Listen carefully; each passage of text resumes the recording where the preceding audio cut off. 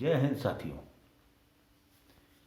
आज हम दिल्ली में किसान आंदोलन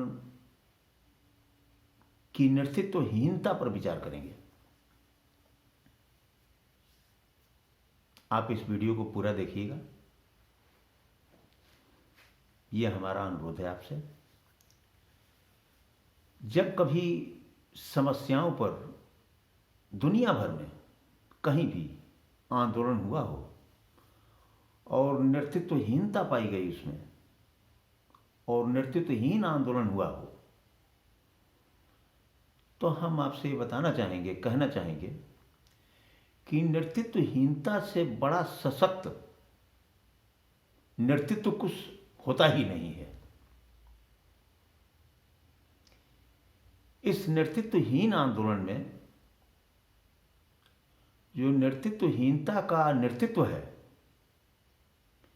ये 72 सालों में हिंदुस्तान में कभी देखा नहीं गया। निश्चित रूप से नेतृत्वशील तो सरकार है और आंदोलन नेतृत्वहीन है, और नेतृत्वहीनता का सशक्त नेतृत्व है।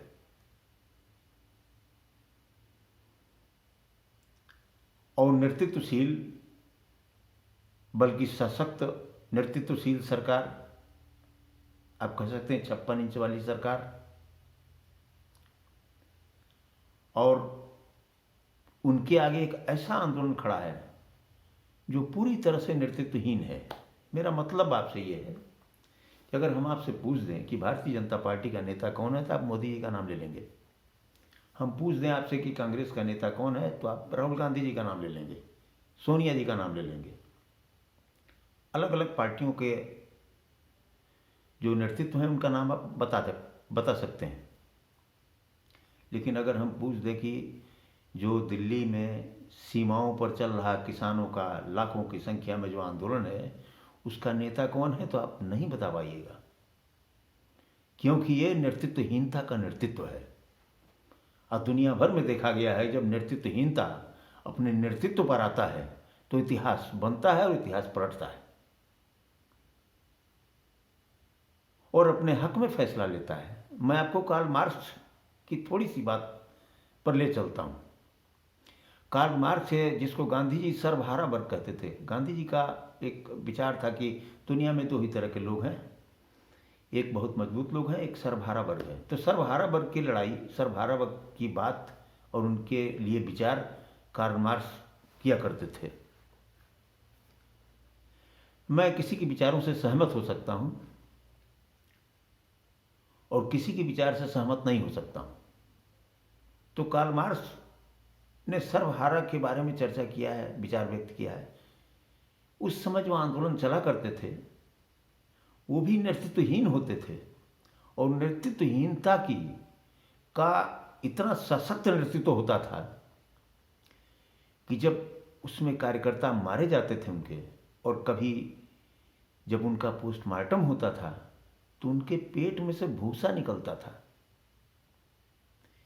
यानी वो ये बताता था कि भूसा खाकर जिंदा है। तो यह है नेतृत्वहीनता का सशक्त नेतृत्व। हम वापस दिल्ली आते हैं, जो हमारा आंदोलन चल रहा है किसानों का।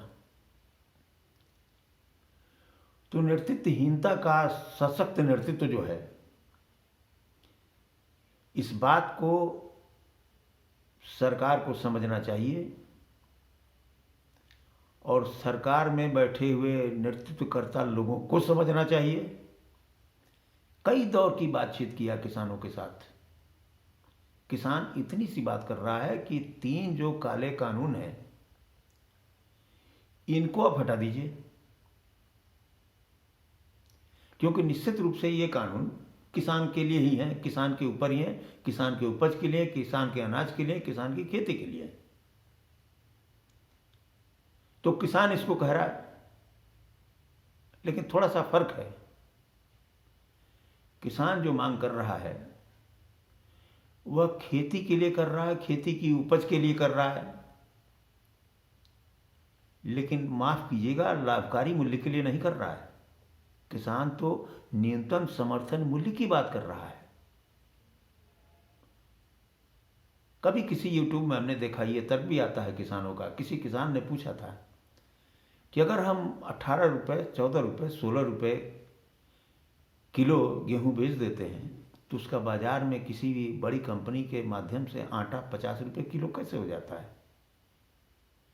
तो किसान के मन में ये चिंता भी है, और ये चिंता उन लोगों के लिए है जो लोग खेती नहीं करते हैं। इसलिए लड़ाई उन्हीं लोगों की है जो लोग खेती नहीं करते हैं, और इस नेतृत्वहीनता के सशक्त नेतृत्व में उनको शामिल होना चाहिए,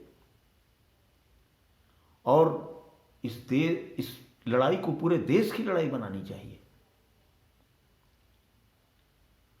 और बहुत जल्दी इस सरकार को पीछे हटाना चाहिए। ये मेरी राय है, और आंदोलन को पूरा होना चाहिए। जय हिंद साथियों, फिर मिलेंगे कल।